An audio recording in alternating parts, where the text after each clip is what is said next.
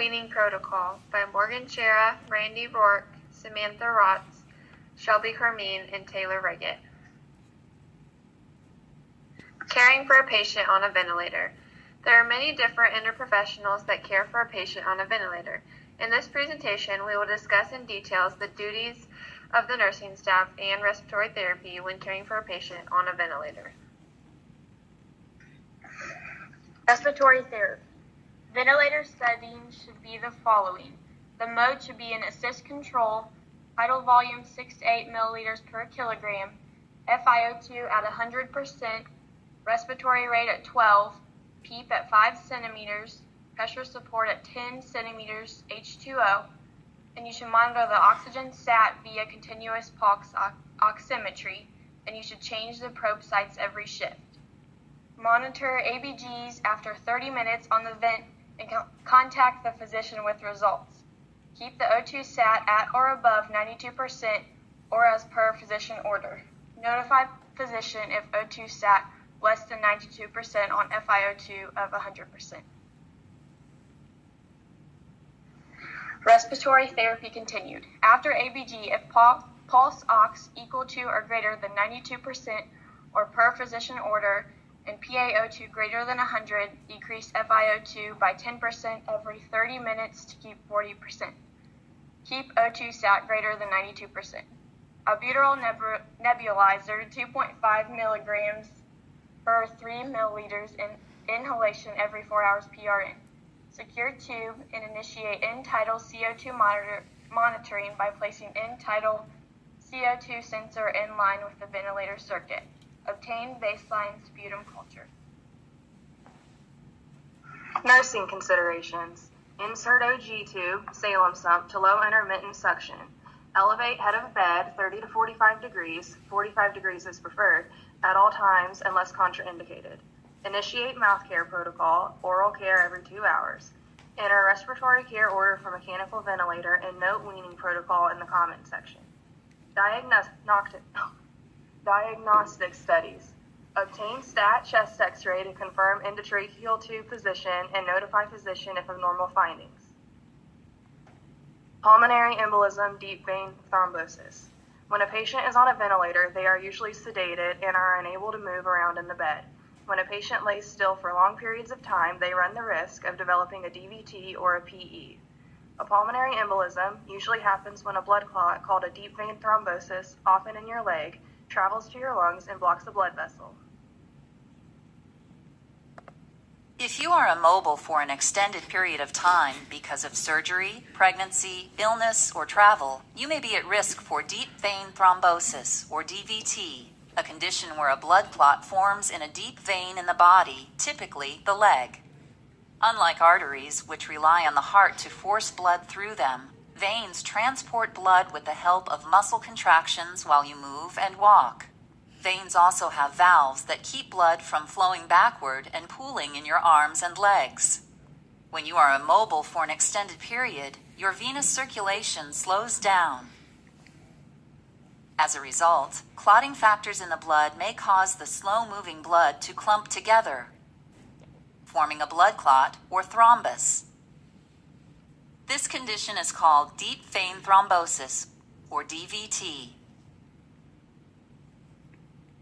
Common symptoms of DVT include swelling of the leg or a vein in the leg, pain or tenderness in the area, increased warmth in the skin, and red or discolored skin. In some DVT cases, a blood clot may detach from a deep vein and join the bloodstream. The clot travels from the deep veins of the leg, through the veins of the abdomen, into the heart, and finally lodges in the pulmonary artery or its branches, blocking blood flow to the lungs. This condition, called pulmonary embolism, is very serious and may permanently damage a portion of the lung. If a clot is large, or if there are many clots, pulmonary embolism may also cause death. If you experience symptoms of PE, please tell your doctor or nurse immediately.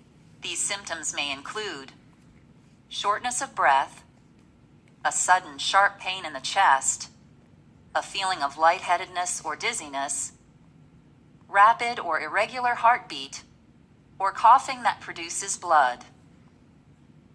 To help prevent deep vein thrombosis and pulmonary embolism, your doctor may require you to do the following. Walk around periodically to keep the blood from pooling in your legs. Wear compression stockings, and take anti-clotting medication.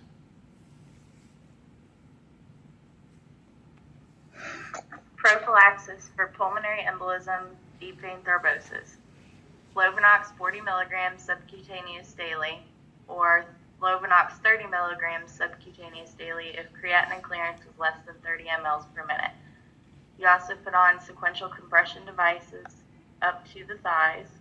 Exclusion criteria is active bleeding, hypersensitivity to UHF or LMWH, heparin-induced thrombocytopenia, uncontrolled hypertension, coagulopathy, intraocular or intracranial surgery in the past 6 weeks, or a spinal tap or epidural in the last 24 hours. Prophylaxis for stress ulcerations. Patients who are on ventilators can develop stress ulcers from being intubated. To prevent stress ulcers, give the patient Pepsid 20 milligrams IV BID. So for the labs, anytime the patient is on a ventilator, the physician will order an ABD. And the normal values are the pH is 7.25 to 7.45, CO2 is 35 to 45, CO2 is 80 to 100, HCO3 is 22 to 26, and the O2 sat is 95 to 100%. For nutrition, if a patient is intubated for longer than 24 hours, you obtain a food and nutrition service consult, anchor the feeding tube, initiate enteral feeding, standing orders. Notify the physician if a patient has persistent distress, respiratory rate greater than 30 per minute, persistently low O2 stat less than 90%, persistent high peak pressure greater than 50, a heart rate greater than 120, and blood pressure less than 90 systolic or greater than 160 diastolic. Daily assessment for readiness to wean from the ventilator. The daily respiratory therapy and RN will assess the following parameters to determine readiness to wean from ventilator at 6:30 a.m. or shift change. Begin weaning once patient meets the following parameters. Underlying condition resolved or improving, PaO2 or FiO2 ratio greater than 200, FiO2 0.5 or less, PEEP less than or equal to 5 centimeters H2O, hemodynamically stable, no significant arrhythmias, or systolic blood pressure 90 to 180, dopamine, dopamine less than or equal to 5 micrograms per kilogram per minute, or no vasopressor therapy. So this is daily assessment for readiness to wean from ventilator therapy. Patient oxidation is awake, comfortable, and follows commands. They can lift the head off the pillow. They have rapid, shallow breathing index less than 100. The respiratory rate is less than 35 breaths per minute. The heart rate is 60 to 20. They have spontaneous VT. It is 5 to 7 cc's per kilogram of ideal body weight. Lab results, the pH is greater than or equal to 7.35, hemoglobin greater than or equal to 7, and the potassium is greater than or equal to 3, and phosphorus is greater than or equal to 2.0. So this is spontaneous trial weaning. Once a patient meets all the guidelines, the spontaneous breathing trial may begin. You place the ventilator on spontaneous mode in these settings. The same FiO2, the PEEP should be 5 centimeters H2O, and the pressure support 10 centimeters H2O. And the trial should last between 30 minutes and up to 120 minutes. Spontaneous trial weaning continued. Once patient tolerates the breathing trial, obtain an ABG, obtain weaning parameters. Call physician with results of ABG and weaning parameters. Stop weaning and place back on previous ventilator settings if respiratory rate is greater than 35 per minute or less than 6 per minute, heart rate greater than 140 beats per minute or 20% increase over baseline, SpO2 less than 90%, tidal volume less than 5 milliliters per kilogram or less than 300 milliliters, greater than 50% FiO2 to maintain SpO2, respiratory distress, diaphoresis, agitation, and anxiety, BP less than 90 or greater than 180. Extubation. Call physician to report parameters, ABGs, and obtain order for extubation. Once order is verified, extubate patient and replace with nasal cannula and maintain an SpO2 greater than 92% or specific guidelines set by physician. Monitor SpO2 regularly and obtain ABGs if the patient is in respiratory distress. Apply BiPAP via ventilator circuit if post-extubation respiratory difficulty is expected to occur. For post-extubation stridor, administer racemephrine 2.25% inhalation solution 0.5 ml nebulizer, 1 dose, and notify physician. BiPAP used for post-extubation respiratory difficulty. EVP oral care to prevent ventilator-associated pneumonia, also known as VAP. 75% of hospital-acquired pneumonia is derived from ventilators and inhalation of oropharyngeal bacteria, so an oral care protocol is important to follow. VAP is reduced by 50% when proper oral care is provided. The care should include keeping the head of bed no lower than 30 degrees, performing oral care every 2 hours using foam swabs connected to suction and soaked in peroxide-based solution, chlorhexidine twice per day, and ending with the application of a moisturizing gel to the gums and lips.